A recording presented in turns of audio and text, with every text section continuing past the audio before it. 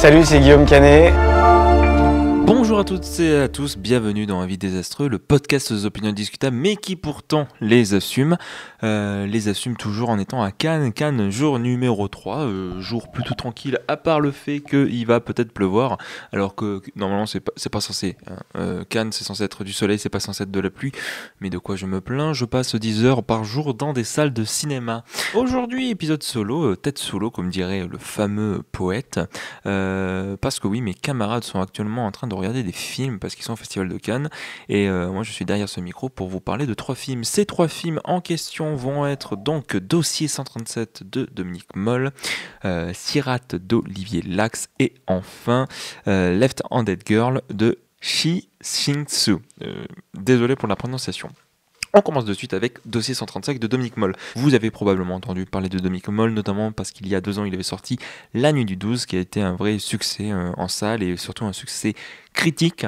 Et forcément, au vu de la qualité du film, cette histoire de féminicide où, à travers celui-ci, Dominique Moll posait un regard politique sur la condition féminine et surtout sur la question patriarcale et sur le fait que de ne pas laisser de réponse, c'était pour montrer que tous les hommes étaient en soi coupables. Il y avait un côté un peu didactique, mais le film était passionnant à suivre, notamment par sa musique, son ambiance et son duo d'acteurs.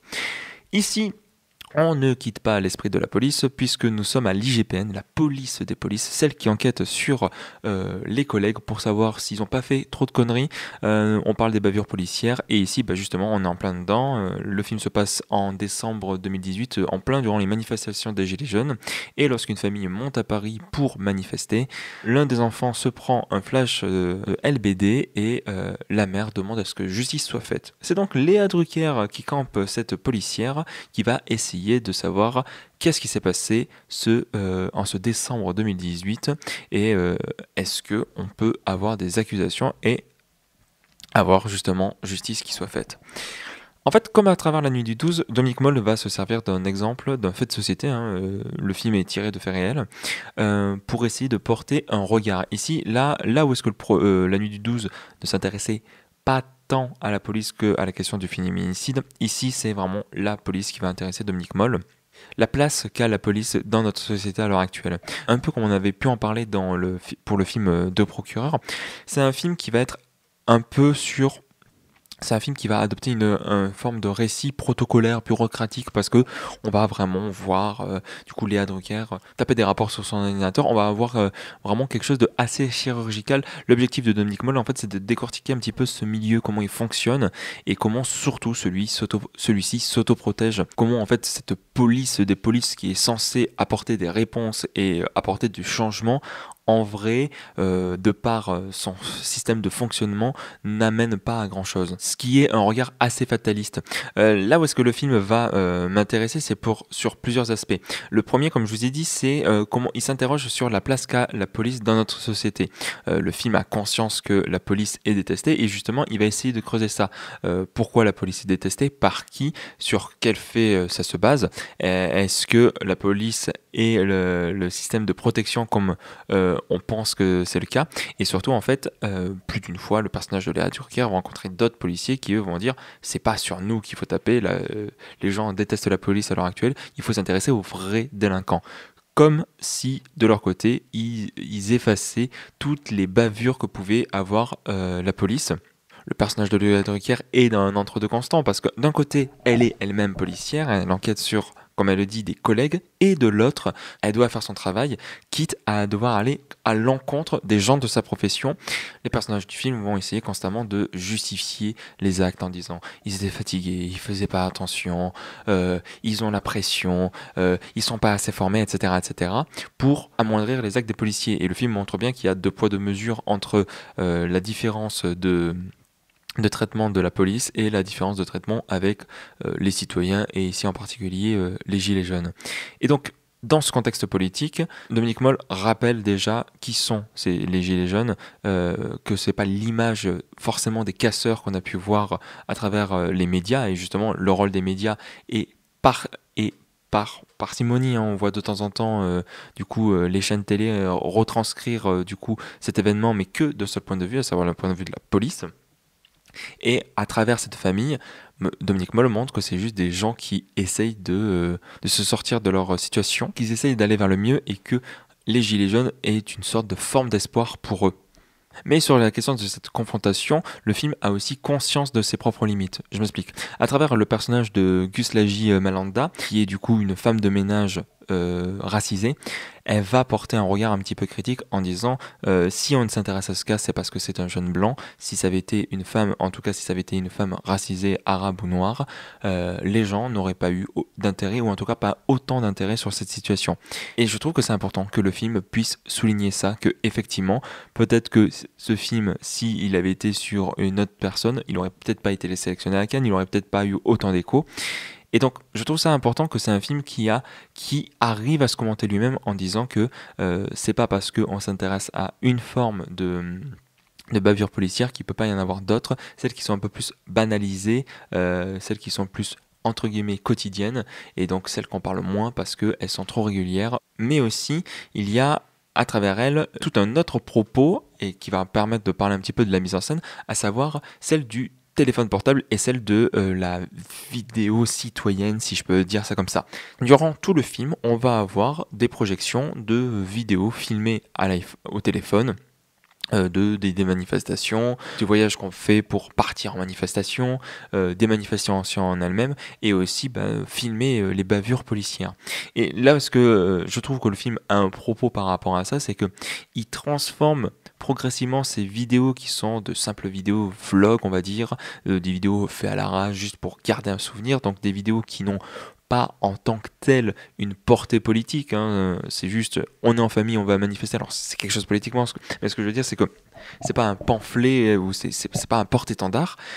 Et ensuite, en montrant et en mettant au même niveau ces vidéos avec les vidéos des manifestations et plus particulièrement les vidéos des bavures policières, ce que Dominique Moll montre, c'est que filmer, c'est un acte de résistance. Filmer, c'est un moyen de faire justice. Filmer, c'est un moyen de pouvoir faire exister une voix. Et justement, je trouve que ça accompagne bien la question de chaque citoyen a une voix, tout comme chaque citoyen essayait d'avoir une voix en tant que gilet jaune pour faire changer les choses, notamment pour leurs conditions sociales. Ça, c'est un aspect que j'aime beaucoup. Et puis même de manière générale, la mise en scène de Dominique Moll accompagne parfaitement le côté pas théorique mais vraiment protocolaire du film, avec des cadres fixes, une réalisation très soignée qui permet vraiment d'accompagner à la fois les pensées de Léa Drucker qui est fantastique dans le film et en même temps l'aspect très suivi, si je peux dire, limite on sent qu'il y a eu une enquête sur l'enquête en elle-même pour essayer de la retranscrire du mieux que possible. Ça a été un premier coup de cœur de la compétition, et surtout c'est un film qui, j'ai l'impression, a plu à beaucoup de personnes. Alors il y a certains ont des limites, que ce soit le fait que ce soit plus la parole de la police que la parole des victimes qui sont entendues, ou alors la question que si on est sensibilisé au sujet, c'est pas forcément le film qui va le plus nous en apprendre, je peux entendre, mais je trouve que par son propos, par le regard que le film porte, qui est assez fataliste sur la police, j'espère que ça pourra avoir un large public pour essayer de sensibiliser d'autres personnes et aussi de montrer que on essaye de changer les choses, mais que s'il y a un certain statu quo, c'est par rapport à un système qu'il faut peut-être repenser. On va continuer avec ce qui a été la surprise et surtout une unanimité de la part de la presse et aussi, j'ai l'impression, du public, à savoir Sirate d'Olivier Lacks, l'histoire d'un père de famille avec son enfant qui, dans le désert marocain, est à la recherche de sa fille qui est partie en fugue. Il va rencontrer des personnes qui participent à des raves, qui vont passer d'une rave party à une autre, et on va suivre ce long périple. C'est un film absolument incroyable, ça a été une claque immense quand on l'a vu. Déjà ça commence par 15 minutes de rave party justement, où on s'était dit est-ce que ça va partir sur du intermezzo, c'est-à-dire on va avoir 3 heures de film avec de la musique techno à fond. Bon, finalement non, mais en posant ce cadre dès le début, Olivier Lacks nous dit vous allez vivre une expérience unique où la narration, on va pas vraiment s'y intéresser, ce qu'on va surtout vous montrer, c'est en fait on va vous faire ressentir des émotions à travers le sensoriel. Donc ici ça va être à travers le son, donc il y a un super travail sonore, et donc si vous avez l'occasion de le voir en salle de cinéma, c'est peut-être le mieux parce que faut le voir dans le meilleur système sonore possible. Et ensuite, à travers justement cette route entre un point A et un point B, la question beaucoup plus organique de la terre, des corps, de la boue, etc. Enfin, par ce par quoi ils vont passer à travers ce désert. Si ce film ça a été une claque, c'est parce que, comme je vous ai dit, la narration disparaît très rapidement pour vraiment n'être qu'une expérience de gens qui vont traverser le désert. Alors, pas à la manière de Jerry, beaucoup, pas du tout. On n'est pas là-dessus, on est plus sur, en termes de référence, on pourrait citer le salaire de la peur, qui semble être une référence évidente du film, tant il va jouer sur de la tension. On pourrait citer aussi peut-être Mad Max dans l'aspect la folie qui peut guetter à n'importe quel moment dans ce désert, et aussi beau travail, encore une fois, la question du corps et de ces personnes marginalisées qui essayent peut-être d'avoir une sorte de quête de liberté, on ne sait pas. Vu que le film offre très peu de points d'accroche, c'est facile d'interpréter. Néanmoins, par rapport au titre initial, Sirat, le film nous raconte que c'est un pont qui se trouve entre l'enfer et le paradis, dont le moindre faux pas peut être fatal. Et bah ça correspond plutôt pas mal au film. On a l'impression qu'ils sont ou en enfer ou dans le purgatoire, qu'ils vont essayer de s'en échapper, mais qu'ils ont chacun une épée de Damoclès et qu'à n'importe quel moment, tout le monde peut partir. C'est ça qui est assez passionnant à travers le film, c'est que c'est un film qui est assez jusqu'au boutiste, qui est surtout impitoyable et dont le sort et le destin jouent de nous et jouent avec les personnages à travers des prises de décision scénaristiques très fortes et toujours inattendues. Le film arrive constamment à surprendre. Et c'est pas parce que je vous dis ça que du coup ça va amoindrir la réaction face au film, parce que même une fois que le film t'offre ce pacte-là, tu es constamment tendu, ne sachant jamais ce qui va arriver à nos personnages. Pour parler d'Olivier Lax, sa mise en scène est passionnante. Pour rendre l'expérience la plus immersive possible, il va travailler toute l'atmosphère, le côté ultra sensoriel et organique dont je vous parlais, qui a tout le sens ici quand on essaye d'abîmer le corps, qui fait que chaque coup, chaque petit coup, chaque entaille nous fait excessivement mal. Aussi, il y a un autre aspect que j'ai noté durant le film que j'aime beaucoup, c'est au niveau de la part du casting. C'est un casting inhabituel parce que ce sont des personnes qui sont en situation de handicap pour certaines, parce que il leur manque une jambe, il leur manque un bras, et jamais le film va surappuyer leurs conditions, mais surtout ça montre la condition de certaines personnes qui peuvent être mises de côté par la société sans pour autant les avoir invisibilisées. Ce sont réellement les héros et les héroïnes du film, et je trouve que le fait d'avoir pris des personnes qui sont dans ces conditions là, en tout cas d'un point de vue physique, c'est plutôt une bonne chose, parce que certains films auraient joué sur la performance des acteurs et des actrices, à quel point ils se seraient plongés dans un rôle qui n'est pas le leur. Là, le fait de donner le rôle à des gens dont c'est leur vie, je trouve que ça permet d'offrir pas une sincérité, mais quelque chose de très palpable, ce qui permet encore une fois d'accompagner l'expérience que veut offrir le film. Donc voilà, j'ai l'impression de mal le vendre, mais vraiment c'était une claque immense. Le film a une date de sortie prévue pour le 3 septembre, donc pour la rentrée vous allez vous bouffer un sacré morceau de cinéma. Le film va potentiellement gagner quelque chose. S'il gagne rien, en tout cas vous allez voir des affiches de cinéma avec des titres de la presse qui vont dire un film choc, une claque, etc. Mais c'est vraiment le cas, en fait on se l'est pris un petit peu sans rien attendre, et c'était une expérience folle. Et encore une fois, j'emploie le mot expérience parce que je trouve que c'est ce qui correspond le plus quand il s'agit de parler de ce film. Et enfin, le dernier film dont je vais vous parler, c'est Left-Handed Girl de Shin Ching-soo, en semaine de la critique, puisque les deux films dont je viens de vous parler étaient en compétition officielle. Là, nous faisons un petit détour pour la semaine, et vous allez voir, la semaine de la critique, on va beaucoup en parler ici, parce que la programmation est hyper intéressante cette année, je trouve.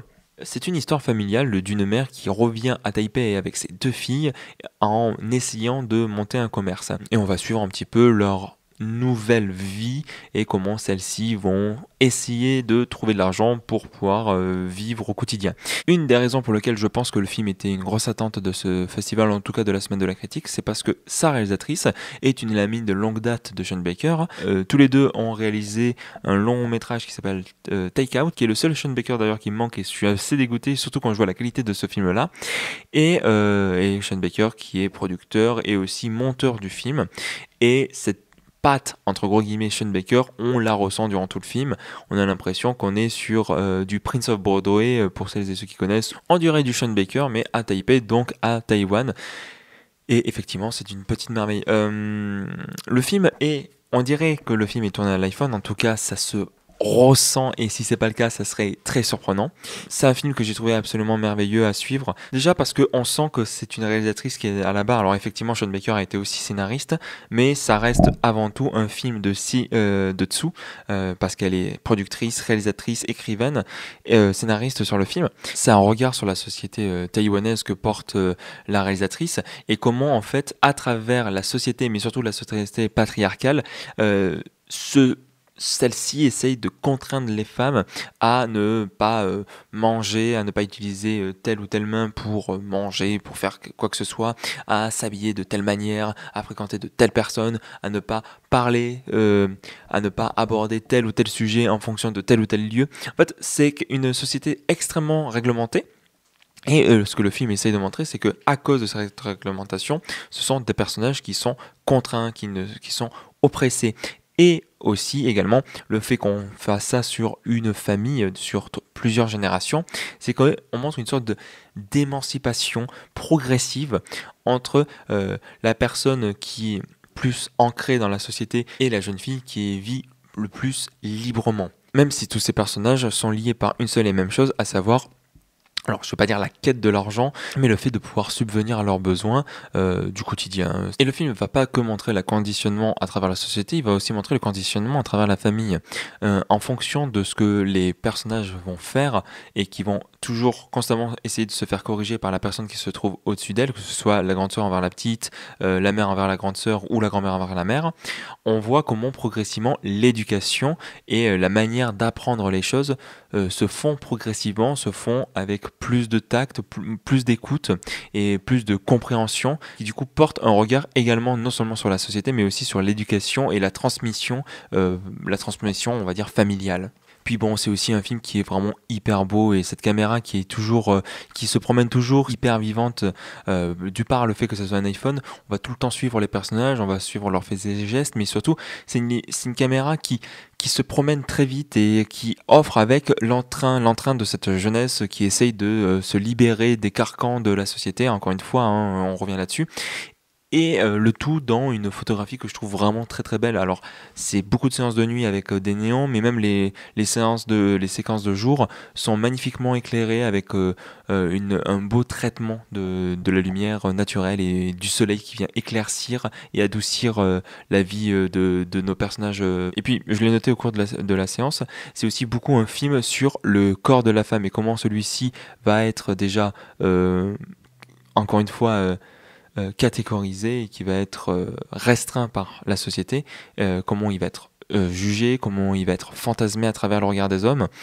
Et donc ça revient à ce que je disais au tout début, on sent que c'est une femme qui est à la barre parce qu'elle a conscience et elle arrive à retranscrire avec finesse le regard qu'on porte, le regard que la société porte sur le corps des femmes, qu'elle-même porte sur les changements du corps, sur l'apparition de certains aspects.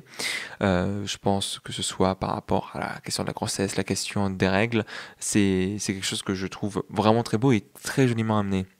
Et puis même de manière générale, je trouve que c'est un très très beau film au niveau de l'ambiance générale qui en ressort, parce que quand bien même elles n'ont pas forcément la vie la plus agréable et des fois vraiment elles en bavent par rapport à ce qui se passe, et elles essayent toutes de s'en sortir à différentes échelles et pour différentes raisons. C'est un film qui est une douceur infinie, c'est un petit bonbon, et l'actrice, alors c'est pas l'actrice principale, mais celle qui interprète la très jeune fille, est absolument, est absolument mignonne et très attachante. Et j'ai toujours un petit peu de mal avec les personnages des enfants. Là, il y a un film dont je vous ai pas parlé, Haroum de Fatih Akim, qui est un film que j'ai pas particulièrement aimé, notamment par rapport à l'écriture du personnage de l'enfant. Il y a un gros manque d'empathie qui se fait, et qu'on me dit « Ah, mais c'est un enfant, donc tu devrais avoir de l'empathie, pas besoin que je construise plus. » Alors que là, justement, le film arrive à construire une vraie empathie envers son personnage, qui la rend, du coup, comme je vous disais, extrêmement attachante. Et du coup, tout ce qui se passe, toutes les histoires qui se passent autour d'elle sont très mignonnes à suivre. Voilà, c'est absolument mignon et je trouve que ce personnage-là vient d'éteindre un petit peu sur l'envers du film et sur notre ressenti envers celui-ci. Donc pour moi, c'est une très belle réussite et je vous encourage à le découvrir quand celui-ci sortira. Il y a le pacte qui est derrière, donc il aura forcément une date française. De toute façon, vous risquez d'en parler parce que ça risque d'être pas mal mis en relation avec la filmographie de Sean Baker et ça se comprend. Donc voilà. C'était une plutôt belle journée. J'espère en tout cas que l'émission vous aura plu. 3 super films de 637 Sirat et Left Handed Girl sont des petites merveilles. L'émission qui arrive demain nous promet du lourd, hein, entre la petite dernière ou encore Eddington ou bien Baise en ville, 3 films. Je sais pas, il y en a 2 que j'attends énormément, l'autre j'y vais à reculons, mais écoutez, c'est ça la beauté de Cannes, c'est de voir des films qu'on n'attend pas particulièrement, voire qu'on craint, et qu'au final, c'est peut-être une bonne surprise. En attendant, nous on se retrouve demain, merci d'écouter cet épisode, bon festival si vous y êtes, et bon courage pour les autres, et on se dit à demain. Salut!